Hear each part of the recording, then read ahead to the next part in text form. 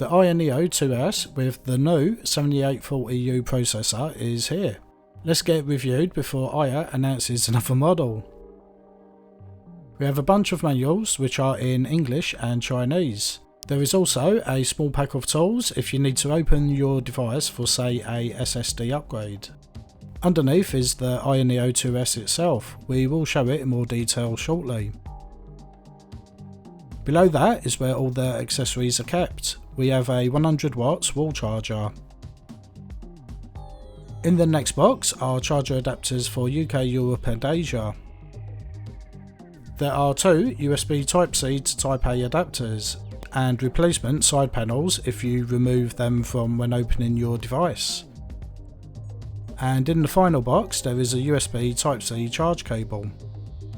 The AYANEO 2S is available in 5 themed colours: Starry Black, Sky White, Retro Power, B-Duck Pink and Blue and B-Duck Joyful Black. It measures 10.3 by 4.1 by 0.8 inches and weighs 667 grams. The display is a 7-inch IPS touchscreen covered with a single sheet of glass across the front of the handheld. It has a 1920 by 1200 resolution, which you can lower to 800p. At 500 nits, it is bright and very colourful. It gives games that extra depth that we have come to expect with AYANEO's displays. We have the usual gaming controls, including Hall effect sensor sticks for longer life and accuracy. The front-facing controls have a nice placement, all of them within easy reach without having to adjust your hand's position, and they feel excellent quality. On the top we have linear Hall triggers and shoulder buttons, which are very comfortable to use. Just beside those are shortcut buttons, which can be defined in the AYANEO Space software. They are a little harder to reach and do require some hand adjustment. Following those are the power button with built-in fingerprint scanner and the volume rocker, then a USB 3.2 and USB 4 Type-C port.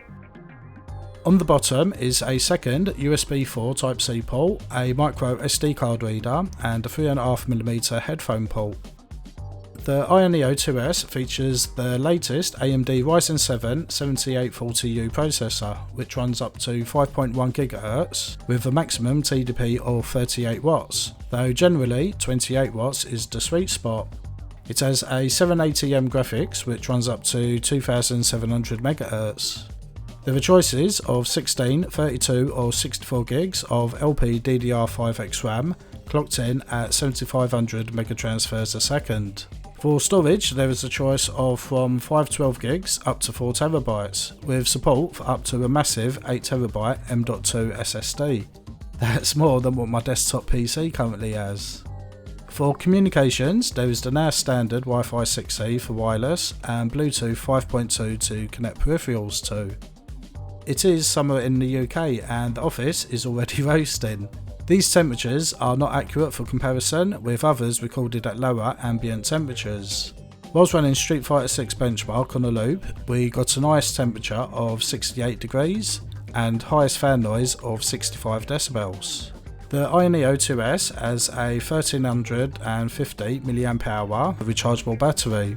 In our test, we're running Street Fighter 6 benchmark on a loop at 28 watts TDP with the highest graphics settings at 1080p. We got a score of 1 hour 15 minutes. Leaving it idle on the desktop got a longer 4 hours 39 minutes.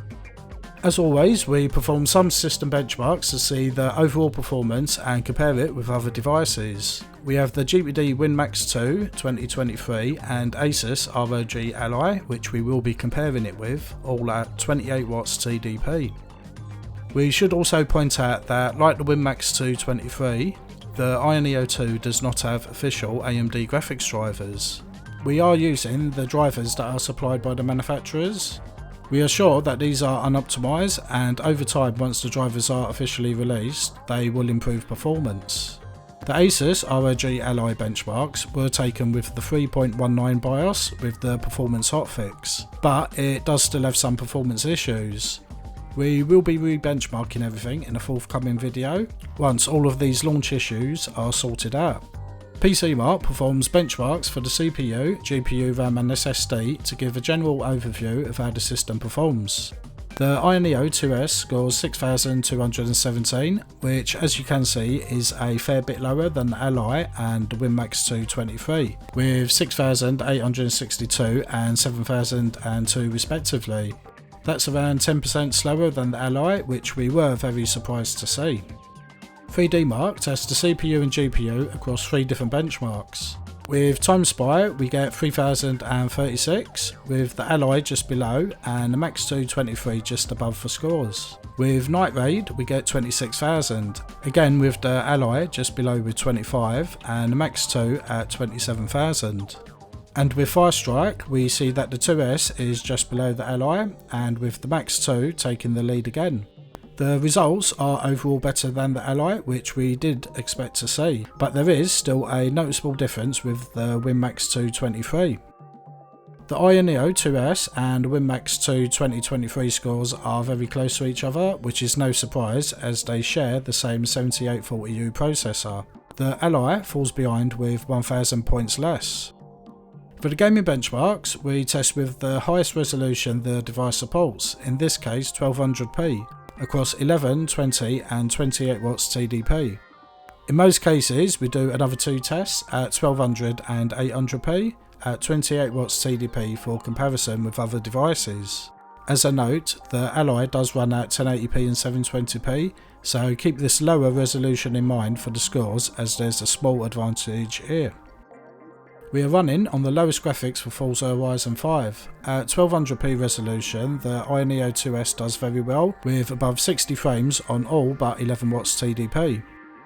We can see at 1200p that the AYANEO and Max 2 have essentially the same frame rate. The Ally falls behind with 10 less frames per second. At 800p, the AYANEO remains ahead of the Ally, but the Max 2 has a noticeable jump in performance. Onto Cyberpunk 2077 now. It's running on the low graphics settings, and we can see decent performance at 800p, but just below 60 FPS for the 1200p resolution. Compared with the other devices at 1200p, the AYANEO again is stuck in the middle, with the Ally below and the Max 2 above, and the pattern repeats at 800p. For Shadow of the Tomb Raider, we are running on the lowest graphic settings. We see lower than expected frame rates across all of the benchmark results, which we couldn't quite work out why. Compared to the other devices, you can see that the 2S performance with this game is quite poor, coming last or at least joint last with the Ally. Our penultimate benchmark is Call of Duty Modern Warfare 2, running on the minimal graphics settings with no FSR. We get above 60 FPS at 800p, but struggle with reaching that at 1200p. We have seen from other devices that this is to be expected. Compared to the other devices, the AYANEO 2S does very well, with close scores to the WIN MAX 2 and a nice lead over the Ally. No complaints here. We are running at 1200p on the highest graphics settings to really stress test the device. The benchmark results are a jumble of better and worse than the AYANEO 2S and Ally. I've no idea what's going on here. The WIN MAX 223 seems to be more stable with the higher scores again. The benchmark results are a bit all over the place on all 3 devices.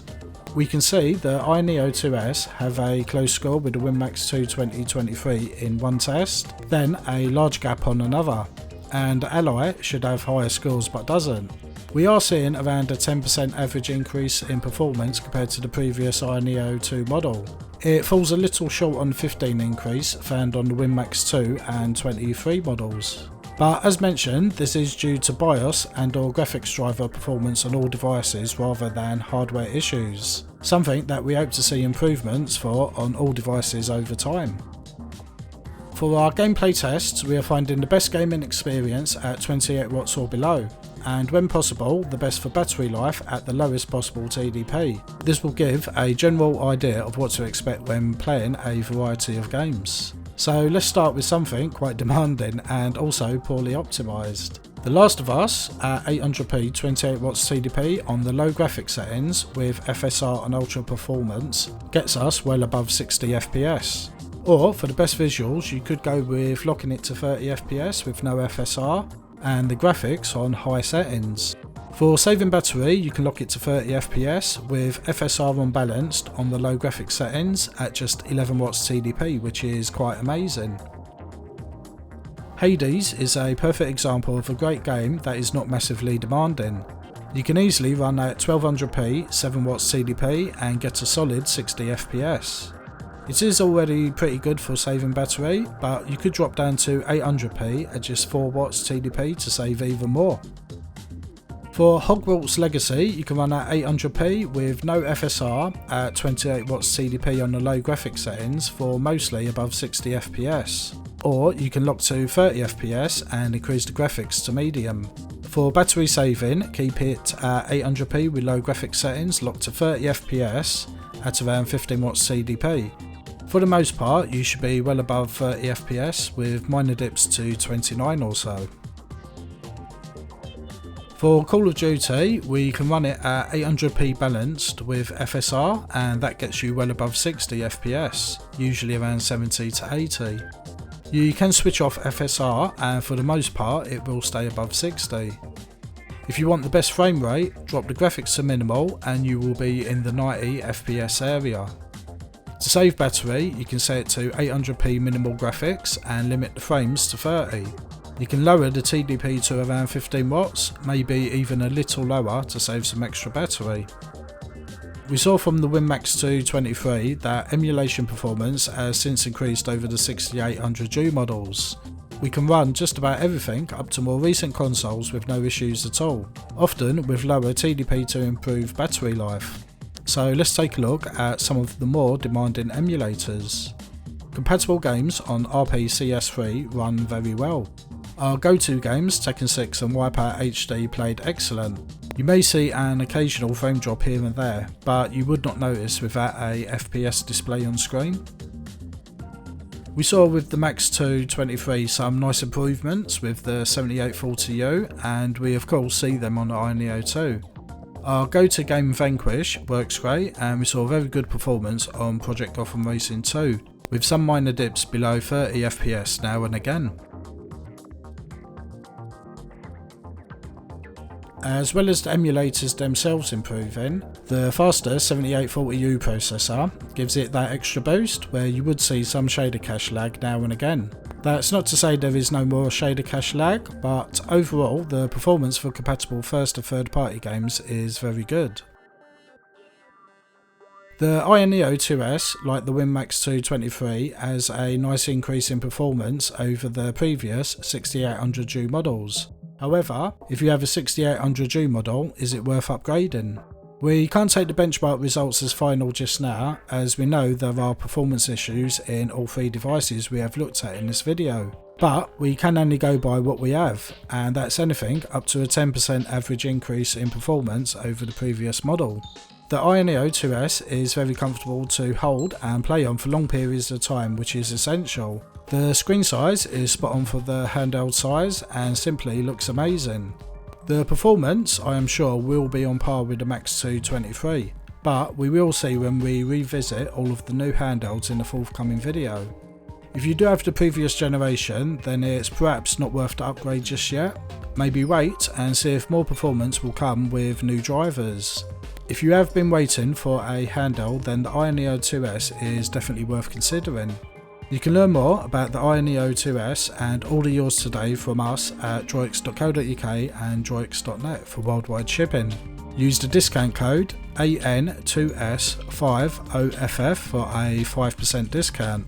The code will be valid for 1 month and cannot be used with other codes or during store sales. Thanks for watching, and don't forget to subscribe so you can keep up to date with our latest videos. See you in the next one.